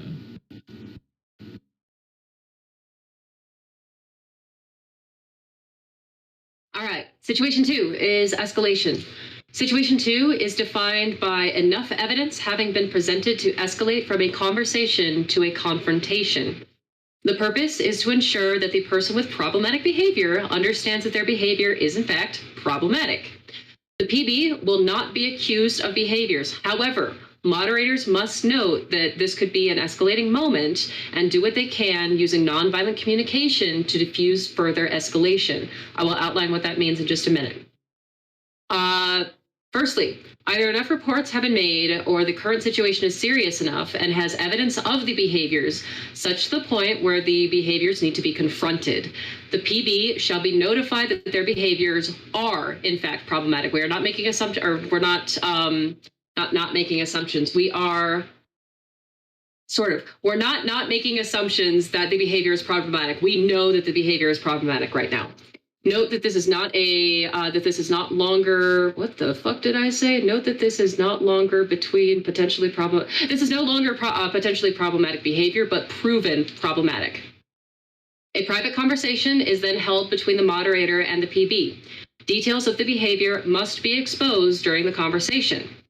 The moderator must have express permission from the victim for escalation. Escalation is completely disallowed without permission from the victim. Conversations need to have nonviolent communication in mind in order to maintain a peaceful environment. Recall that de-escalation is the goal. Firstly, so nonviolent communication is a workflow in which an individual is able to effectively communicate their feelings and what they need out of the current conversation that they are having, so that it does not escalate. The workflow follows that you communicate your observed behavior. So I don't know, what's something, should we just use the last? You have been flirting. Okay, no, don't. You have been Joe has been flirting with me in the DMs. It makes me feel I can't do that. I can't do that because it's not true. This person has been Sam has been flirting with me in the DMs. Go ahead. Perfect. Sam, I can't do that. That's first person. I can't do it. Okay, fine, I'll do it. No, I'm not going to do it. All right. You have been flirting with me in the DMs. That has made me feel like we are promoting an unsafe environment because I want to maintain a professional environment with you. Communicate boundaries and needs. I would like to maintain a professional relationship with you. Therefore, I would prefer it if you did not flirt with me. Number 4, you formulate a plan and/or an agreement. Is that agreeable to you? Can we move forward with a professional relationship instead of any flirtations in the DMs? Easy. That's literally the workflow. The agreement afterwards must have a clause about repercussion or any understanding that escalation may be warranted. Repercussions are to be determined by each community based on that structure. Again, that's something that you guys need to talk about. Lastly, if the victim wants to attend this conversation, they must be able to hold space to have a productive confrontation. The moderator may serve as mediator. The victim is allowed space to air their emotions. This is not a moment to gatekeep their feelings. However, the moderator must ensure that this does not become an accusatory environment. If the victim or the PB feels unsafe at any time, the moderator has full power to remove either party from the conversation. If emotions do become heavy, the moderator must hold space for them, but make every attempt to diffuse. If it cannot be resolved, you move into the de-escalation arbitration steps. Questions about that one? May I? I just have a language question. I know, I'm sorry, but I do think it is important. It's what you do. It's okay. Yeah. When we talk about it and we use like a accused and victim and behavior, we are naturalizing the problem in one party. So as far as I'm concerned, these are interpersonal conflicts where perhaps someone is flirting in the DMs, but it's never been communicated to them that that is not okay. So that is actually not, the flirting isn't a problematic behavior. It's an interpersonal issue that's been created by problems communicating. So this is actually... Yeah, exactly. So like this is actually a something to help facilitate communication if someone doesn't feel like they can effectively do it by themselves. It's not so much a court of law where an accusation is being made and the facts are being determined. It is a vessel whereby people can air their grievances and try and reach some resolution. That's it.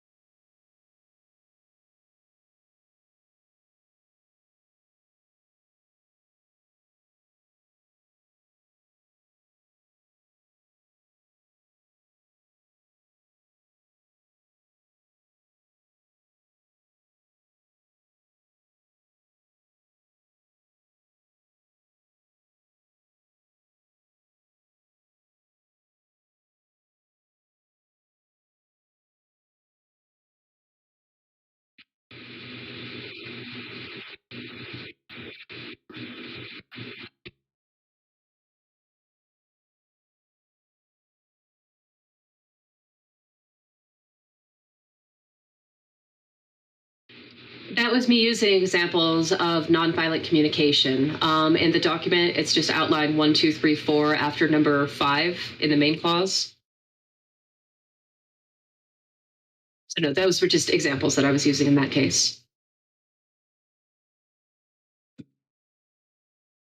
Did you have any more questions, anybody? Okay, here we go. All right. Situation 3, de-escalation. De-escalation prioritizes itself on an acknowledgement of emotions, need for justice, and attempts to de-escalate publication. Similar to situation 2, evidence must have been presented to the moderation team. The conversation begins with the assumption that the PB is not being accused of harmful behaviors. However, they can be proven, that the PB is being accused of harmful behaviors, right? However, they can be proven illegitimate during this conversation. The accused has every right to defend themselves. Initially, the moderator must recognize and honor the emotions of the victim and create space to listen to their grievances. This is the skill set where the moderator must be carefully chosen.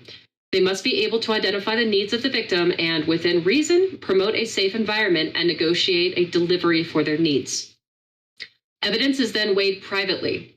I would call on the moderation for this step at least one other. If the evidence is proven legitimate and possible public discourse is warranted by the single moderator, the moderator team has to be called in before any publicity is granted. If there is an agreement that it must become public, we're going to talk about that in the next situation. If it is agreed upon that this can be resolved privately, we're going to move on.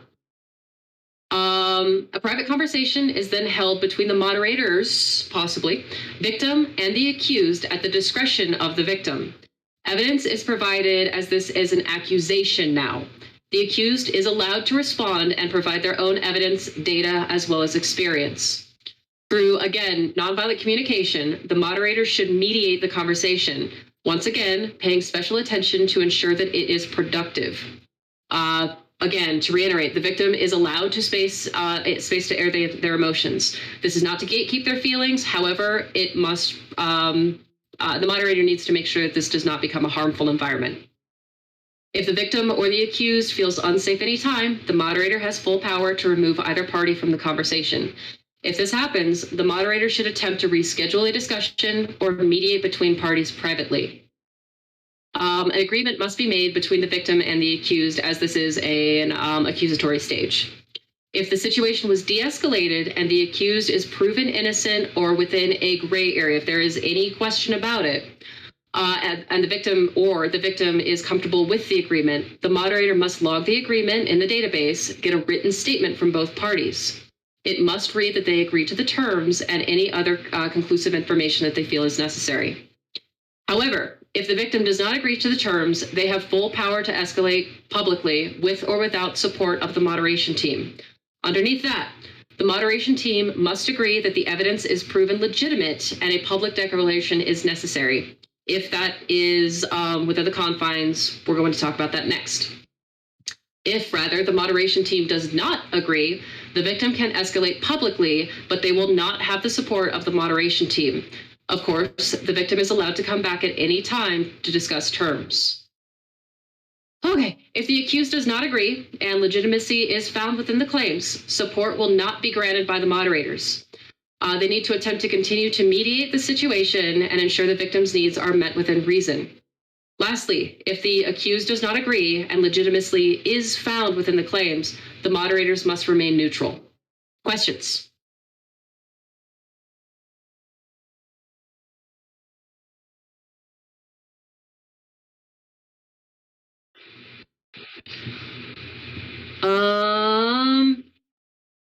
Where was that? If the accused does not agree, so yeah, if the accused does not agree, but legitimacy is found within the claims, meaning if the moderation team has found that there is legitimacy to the claims being made and they are bad enough where they're serious enough that it does warrant a public response, then, wait, what the fuck? If the accused does not agree, I'm so sorry.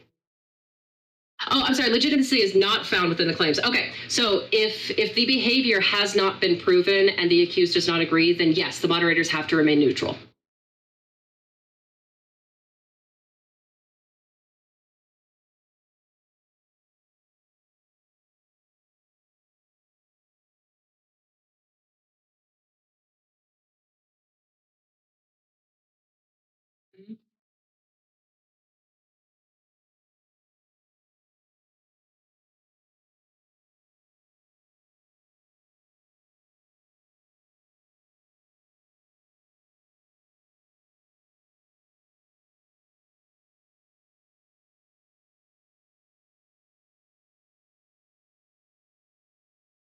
So I think that those are the parameters that need to be discussed, i.e. what is a legitimate thing to, I really hesitate to say that because I don't like the words that are coming out of my mouth. If something is legitimate enough or warrants a public discussion, that is something that needs to be defined by the moderation team. Because I'm not going to tell somebody that this person who flirted in my DMs and made me feel uncomfortable does not warrant a public declaration. I think that that's kind of gross. So I think that there needs to be at least support of the moderation team as far as if the victim wanted to go public with it. But that is up to the discretion of the moderation team and needs to be defined.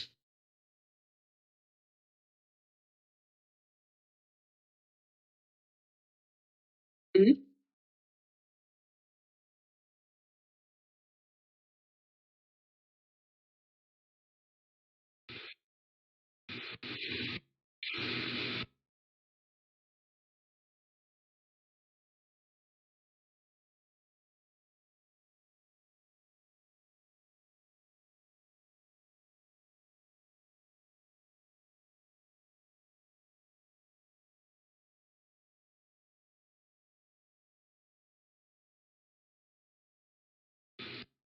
I think that would be at the discretion of the moderators and the moderation team.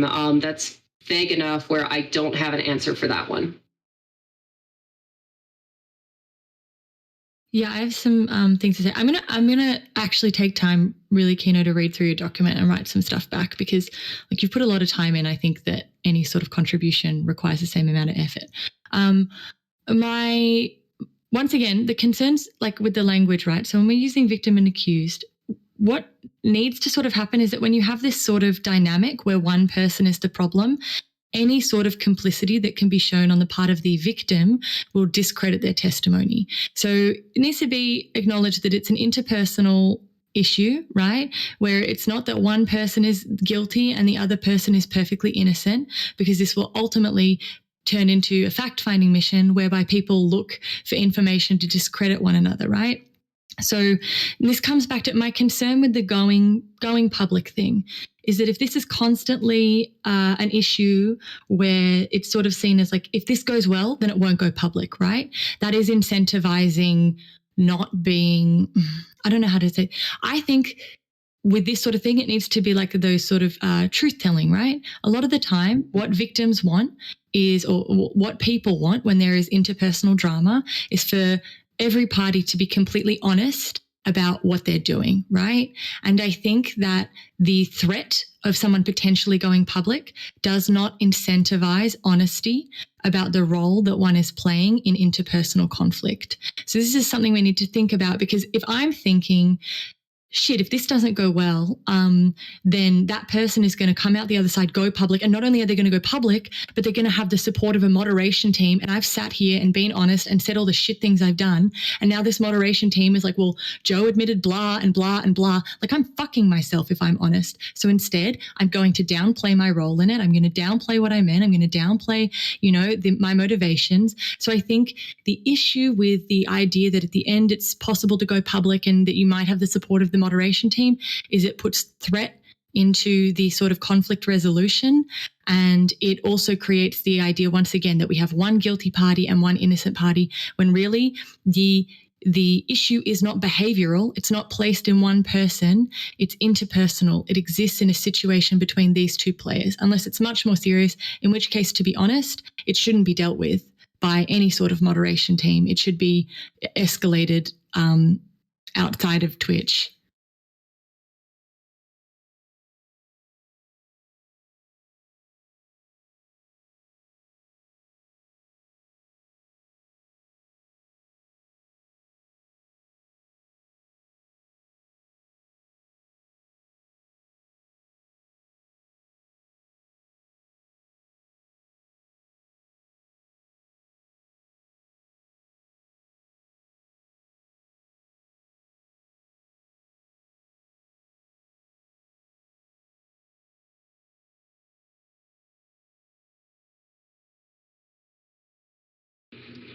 Ready to go?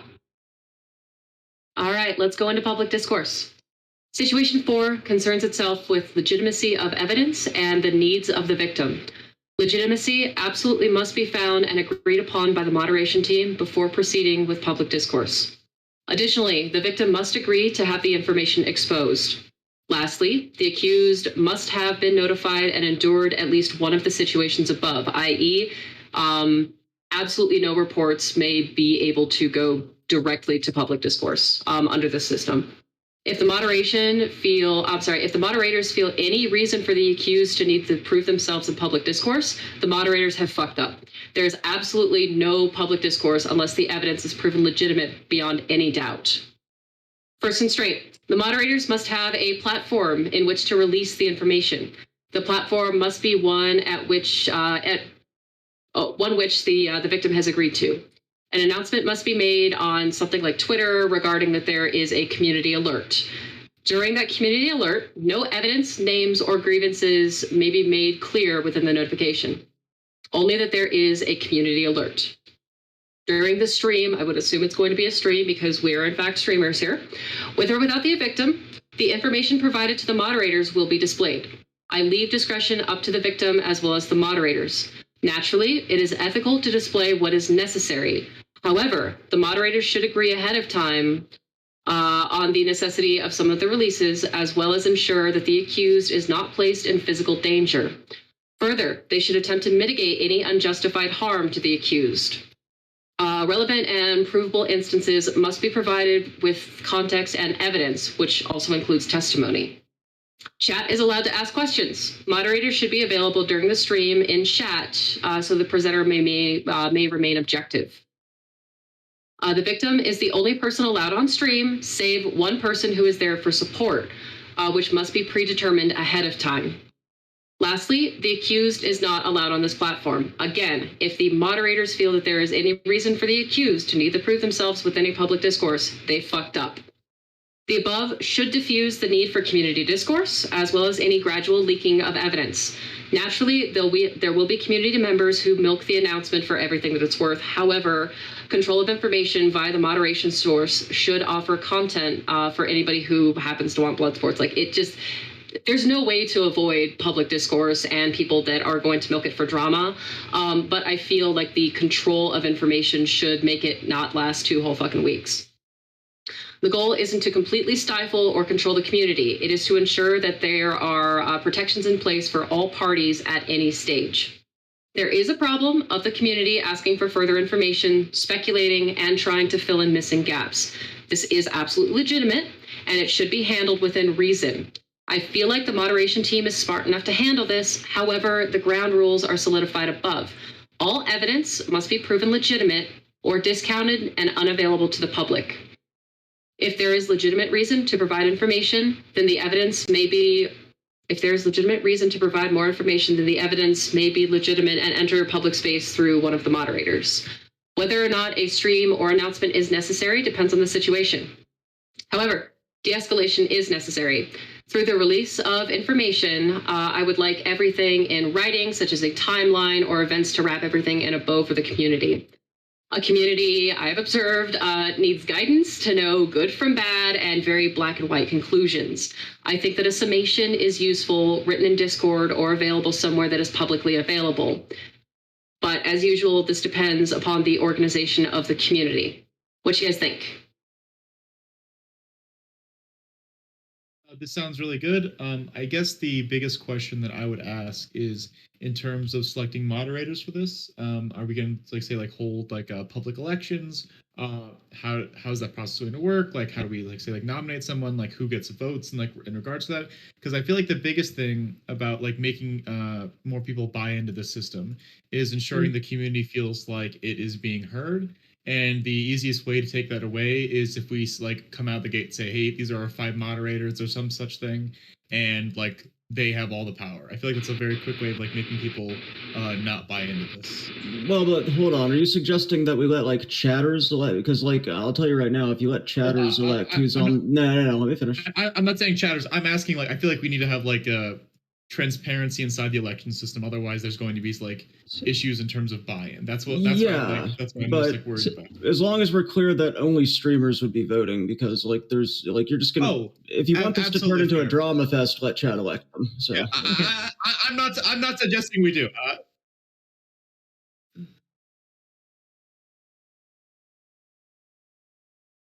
Oh, sorry, I thought you opened a conversation. That's my fault. Sorry about that.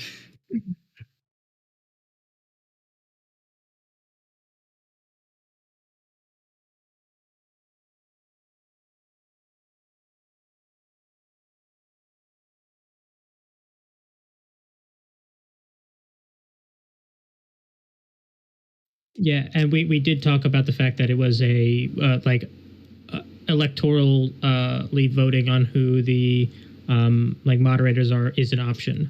That was in the first part where you weren't here, Hans. I understand. That's my fault, there will sorry. be. No, it's okay. There will be a video of this, so if you want to go back and watch that, Kino did actually go over that at the beginning of the conversation. All right, great. Sorry about that. Shut up then.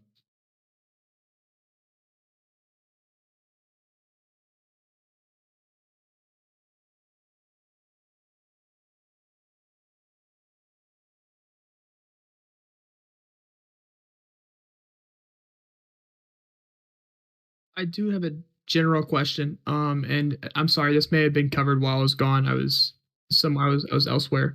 But I'm reading through this. Does it define a difference between like the Army uses the terms restricted and unrestricted report? Yes, are we gonna have? We already covered that sort of stuff. Don't worry. Okay, all right, cool. I'll just watch the VOD.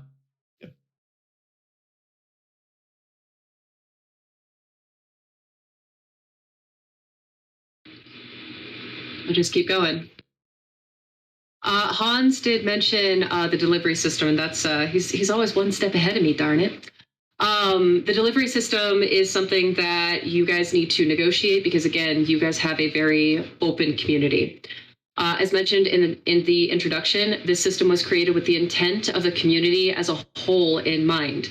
It includes those with administrative roles, influencer appeal, content creators, adjacent community, as well as the audience.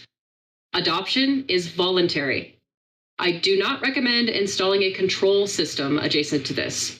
However, I recognize a need for sanctions should a member of the community be proven toxic to the community. Please help me negotiate depending upon the size and structure of your community. In order to install this system, the community must initially host nominations for their moderators and then vote. Choose 6 moderators, I think, for this size. Voting needs to be delivered publicly, and we can negotiate how to do this. We can also negotiate if you guys want to involve the audience in this as well. Thereafter, an open community will find difficulty if they do not possess a community hub, i.e. this Discord, which also must include the community as a whole. It must be public and available to everyone if you want to specifically include your audiences, just in case the audience wants to report a specific creator. There is an opportunity to make this available singularly to content creators, but again, it depends on how you want to adopt this system.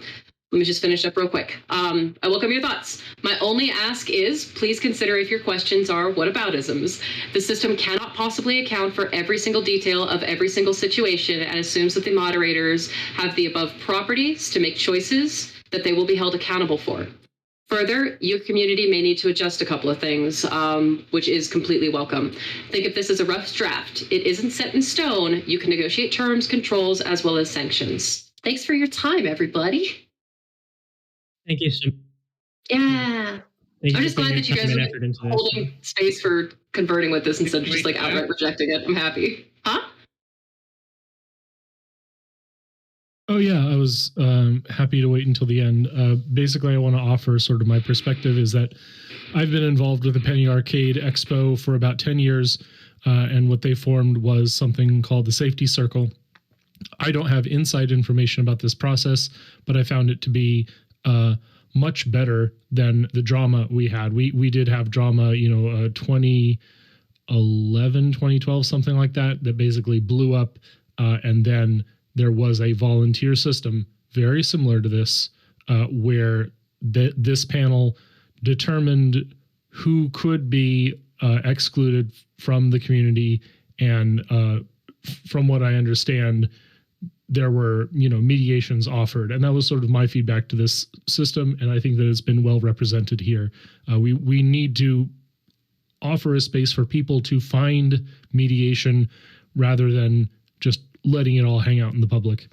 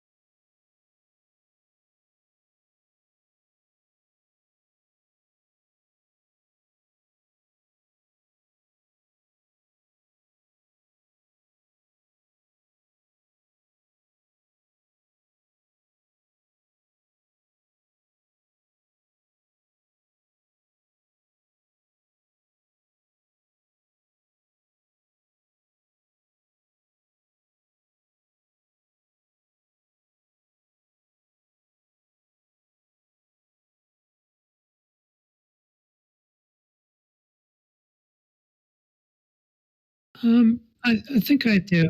Yeah. Okay, so this is just kind of a casual observation, but I feel like this is now. I know Tom, you're kind of right leaning, but I feel like almost everybody here is left leaning, or more to the left, and I feel like there isn't, and like that a lot of our right wing contingent of Twitch politics might not be as comfortable with this system if there weren't other right leaning people involved in the design and discussion of it.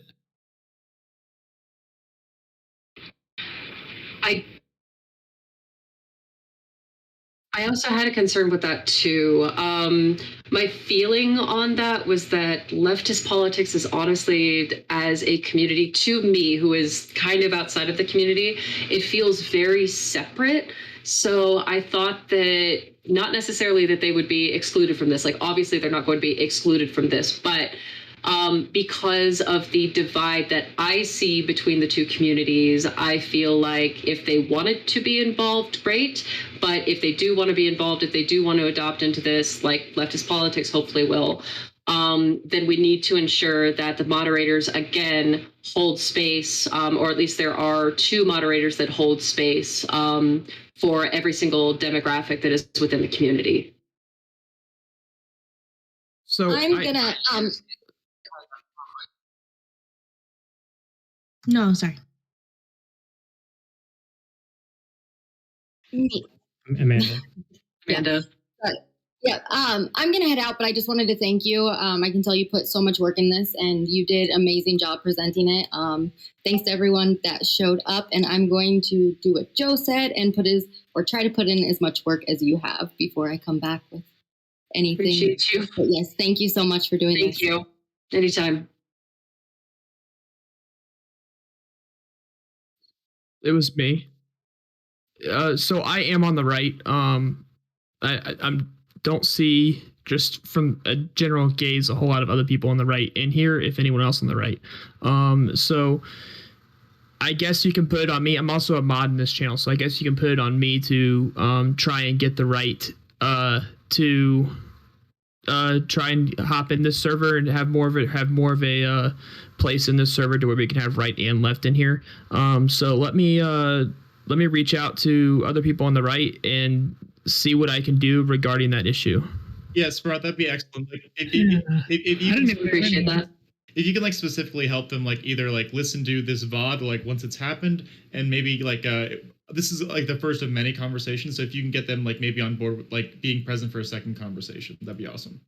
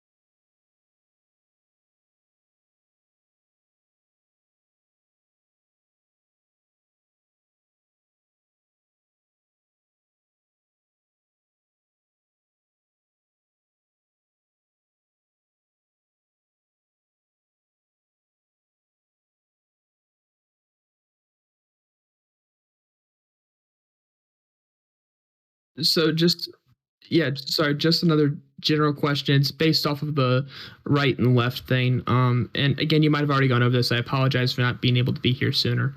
But with the panel, right, or the the panel of moderators that are going to be able to, they're going to like make these decisions, right?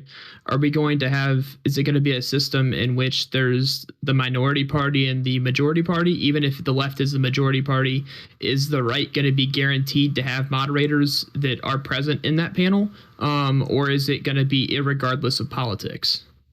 That could definitely be negotiated. I think that would be that's not in the purview of this meeting. That would be something that we have to negotiate as part of a community for event. Sorry to step on your toes, Kino. I know you were going to answer that. Sorry. And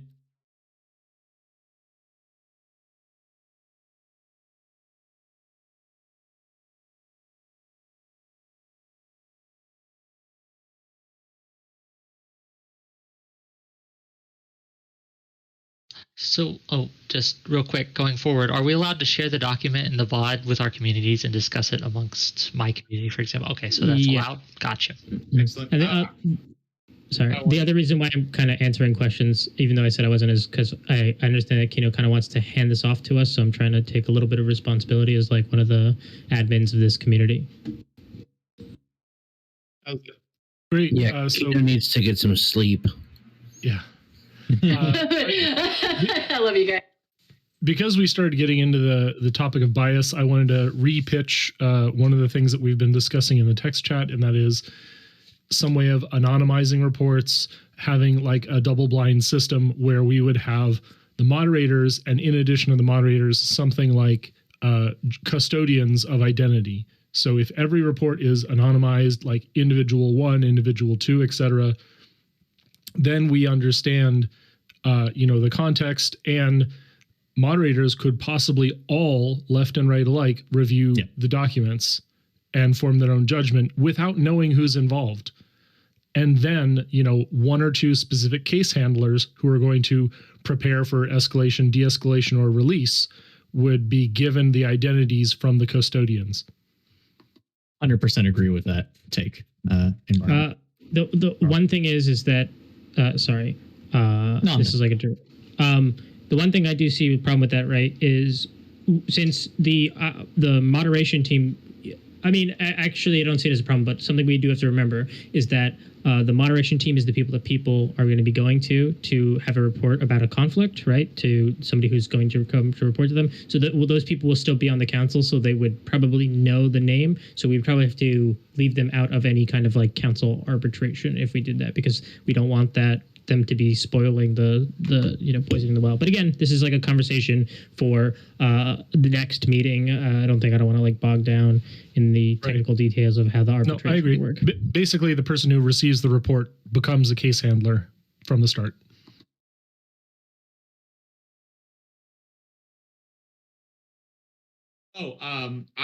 Sorry, I forgot to unmute myself. If I was ASMRing like keyboarding right now, that's my fault. I didn't. I have nothing in particular for this. I think we've answered like most of my questions. My second question was about like larger streamer buy-in, but I think that's been relatively well established at this point. That hopefully we can get more and more larger creators. Like I see like IRI and like Eris in here, and hopefully we can like influence more people to get in, and the more people we get in, the more secure the system's going to be.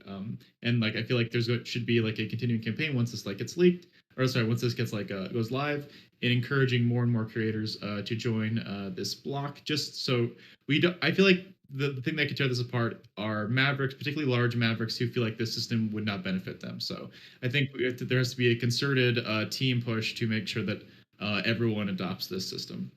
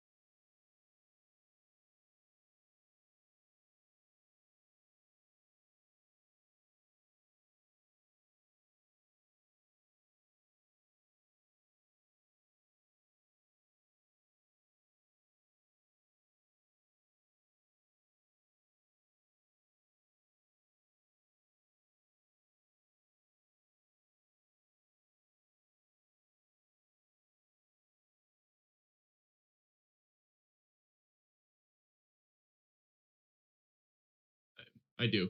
So I get. So we're allowed to like go over the document with our communities. I feel like that'd be excellent in terms of getting like say follower or like chatter feedback in terms of, like how this is regarded. Aside from that, I don't have anything as of now.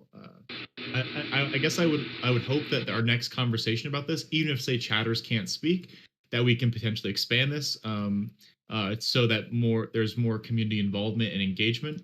I feel like there's certain people that won't come, like unless they can like stream, and like even some people like say like myself, like I was streaming night and I forgot this was happening and I couldn't have it on stream because I don't want to get nuked because it was Tom. So I feel like we got to make sure that the next one is more publicly accessible, so that more people know what's happening, so that this doesn't feel like a like random like massive change for everyone with no prior buildup or knowledge for. Yeah, I think that was completely agree. brought up. But also, it was written in mind with the community at large as well, which includes your audience. Again, it is your choice whether or not to adapt them into it. There's really no adaption, really. But yeah, it's your choice whether or not to involve them. But I recommend that there is that system because there are potential reports from the audience that have everything to do with the streamers themselves. So yeah, I completely agree with those points, especially with that context. Great. I have nothing else. Go ahead.